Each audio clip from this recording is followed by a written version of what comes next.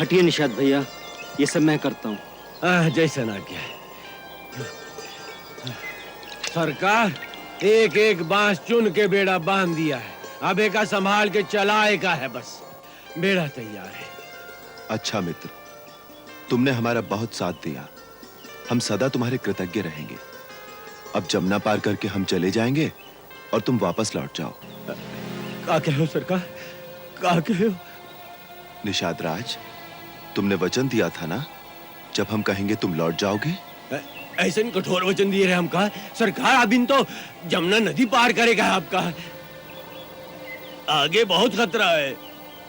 खतरे तो पग पग पर होंगे निषाद राज। हमारा ठिकाना निश्चित हो चुका, तुम्हें भी अनिश्चित काल तक अपने राज्य से दूर नहीं रहना चाहिए। जाते जाते हम तुम पर एक उत्तरदायित्व डाल रहे हैं।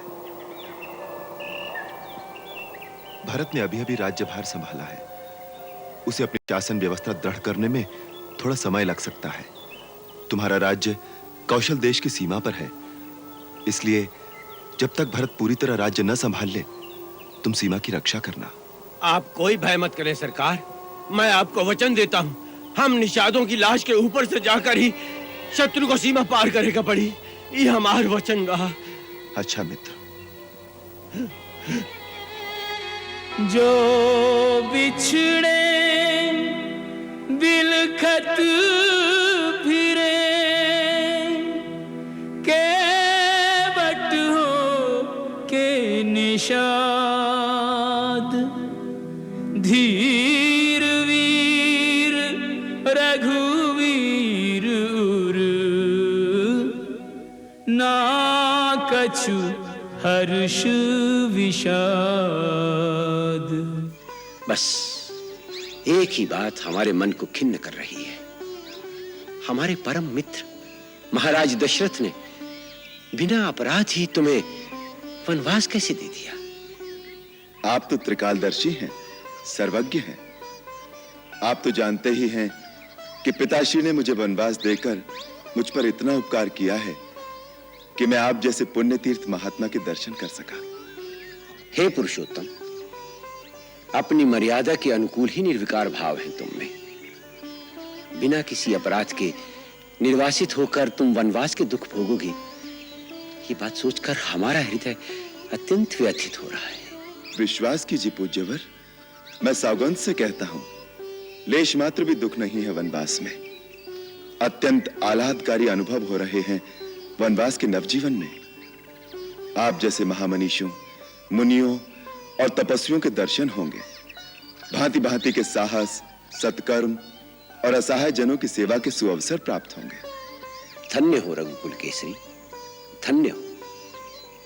तुम्हारा आत्मबल, तुम्हारा आत्मविश्वास हम तपस्वियों से बढ़कर है। पितृ आज्ञा पालन करने का तुम्हारा आदर्श आर्य संतान के लिए अनंत काल तक एक ज्वलंत दीप स्तंभ बना रहेगा।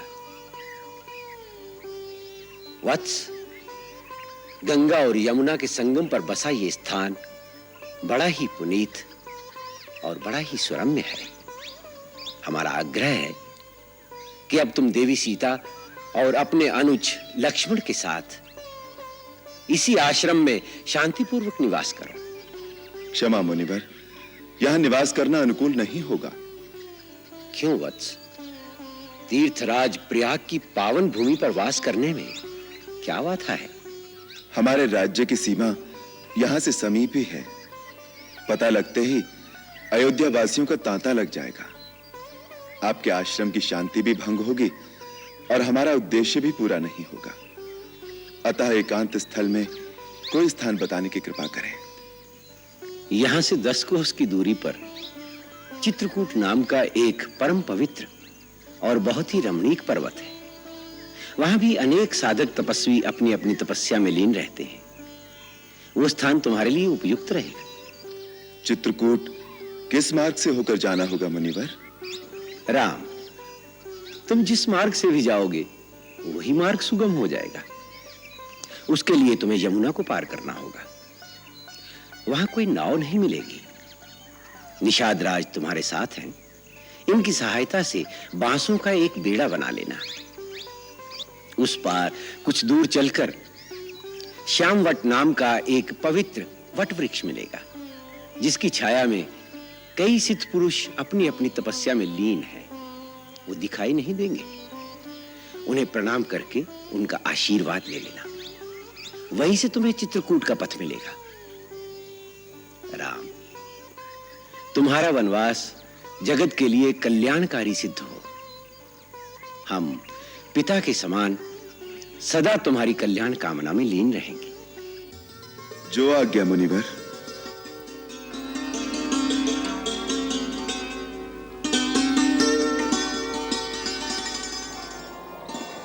ला भैया, धनुष मुझे दो, मैं इसे रखता हूं।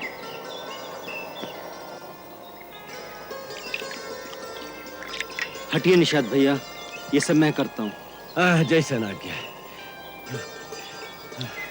सरकार, एक एक बांस चुन के बेड़ा बांध दिया है। अब एक संभाल के चलाए का है, बस बेड़ा तैयार है। अच्छा मित्र, तुमने हमारा बहुत साथ दिया। हम सदा तुम्हारे कृतज्ञ रहेंगे। अब जमुना पार करके हम चले जाएंगे और तुम वापस लौट जाओ। क्या कहो सरकार, क्या कहो? निषाद राज, तुमने वचन दिया था ना, जब हम कहेंगे तुम लौट जाओगे। ऐसे कठोर वचन दिए रहे हमका सरकार। अब इन तो जमुना नदी पार करेगा आपका। आगे बहुत खतरा है। खतरे तो पग पग पर होंगे निषाद राज। हमारा ठिकाना निश्चित हो चुका। तुम्हें भी अनिश्चित काल तक अपने राज्य से दूर नहीं रहना चाहिए। जाते जाते हम तुम पर एक उत्तरदायित्व डाल रहे हैं। भरत ने अभी अभी राज्यभार संभाला है।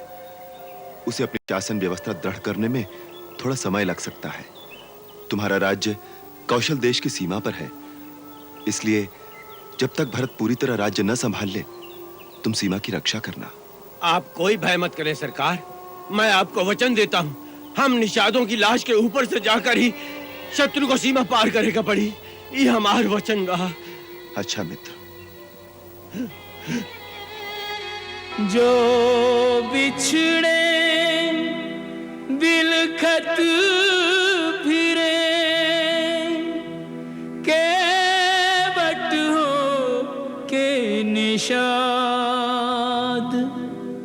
धीर वीर रघुवीर उर, ना कछु हर्ष विषाद।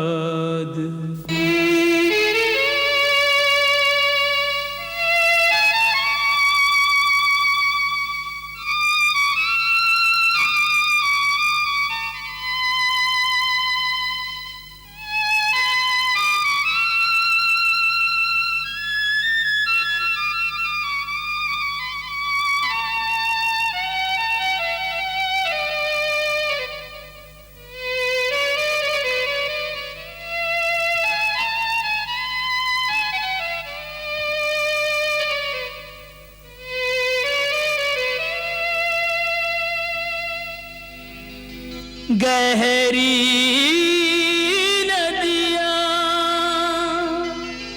बांस का बेड़ा,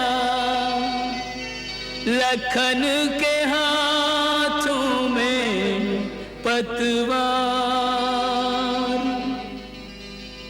आगे बन है पथ निर्जन है, ना कोई संगी ना आधार।